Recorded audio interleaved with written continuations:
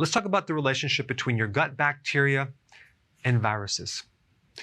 Now, in your gut, you have something called the microbiome, okay? I don't know if you knew this, but that's a combination of not just friendly bacteria, but you also have yeast in there, you have parasites, you have even candida, and viruses. Yeah, I know. There's something called VLP, viral-like particles, and you have a lot of these in and around your body. Now, the VLPs are not infected. They don't have any genetics inside the cell, but they're viral-like particles that exist throughout the body. There's not a lot of things known about them, but they're doing research on them. Now, I don't want to alarm you or freak you out, but there's something called the human gut virome, which are clusters of viruses that live in your body. And there's a lot of them. I mean, think about how many bacteria you have. You have like trillions. Well, these viruses outnumber your bacteria by 10 to 1 and sometimes 20 to 1. Now, these viruses coexist, and many times they don't create any problem unless you have some lowered resistance or some medical problem where you become susceptible and then they start to create problems. But you do have a lot of viruses living in your body already. And this is why it is so important to keep your immune system very, very strong, something they don't talk about on the news.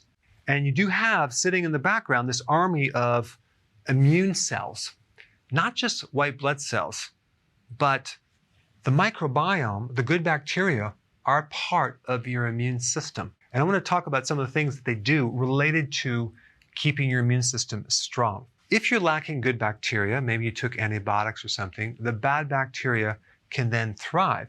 And also, if you're eating foods that stimulate inflammation, the inflammation alone will create a shift from good bacteria to bad bacteria, and you lose the diversity of friendly bacteria. But this good bacteria, called the microbiome, helps maintain the integrity of the intestinal barrier.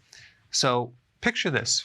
You have this large intestine, and you have this mucus layer on both sides, okay?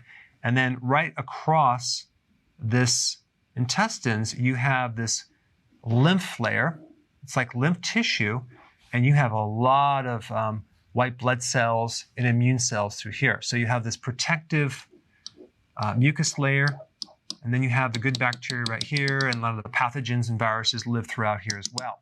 So one of the key things is keeping these bacteria working to create this wall to prevent the bad guys from going across the wall inside your body. So this is your immigration, okay? You have to get the stamp of approval. You have to have a good passport to have access inside. So this is a protective defense mechanism. So you have good bacteria and your white blood cells helping you in defending against the pathogens. So the good bacteria help maintain the integrity of the intestinal barrier. They also keep the inflammation in check. So that's important. They also compete for space and food. So they don't let the unfriendly bacteria have enough space to live or enough food, because there are so many of these good bacteria. They just basically compete for space and food. That's one of their strategies. And they inhibit pathogens by these two mechanisms, as well as many other antimicrobial defenses. They have the ability to directly kill pathogens. They also help enhance your immune system. When they eat fiber from vegetables, for example, they make short-chain fatty acids, and these alone can help reduce inflammation and support your immune system.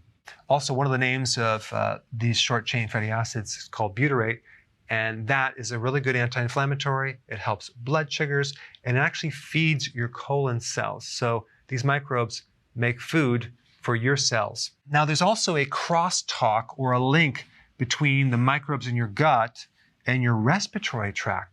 If you think about these microbes, and they're in the trillions, they live not just inside, but they live outside. They live in your lung. They help protect things. So there's definitely communication going on through the entire body. There's even communication going on from your microbes to the colon cells. So there's a lot of coordination in the immune system.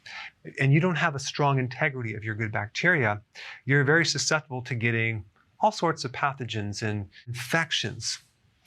Also, the bile salts, which are recycled and modified by your friendly bacteria, are antibacterial. And also the microbiome has antiviral properties as well. One thing you need to realize is a lot of these pathogens love sugar, especially candida. So that would be something very easy to avoid to keep your immune system strong. Also, you want to replenish the friendly bacteria sometime. And this is why I always recommend periodic probiotics to keep the good bacteria at a high level. Also the prebiotic, that's your fiber. These microbes love fiber. If you consume a good amount of vegetable every day, you can feed them the food that they thrive on. And if you haven't seen my comprehensive digestive video, it's very, very simple, but it's very comprehensive. I put it right here, check it out.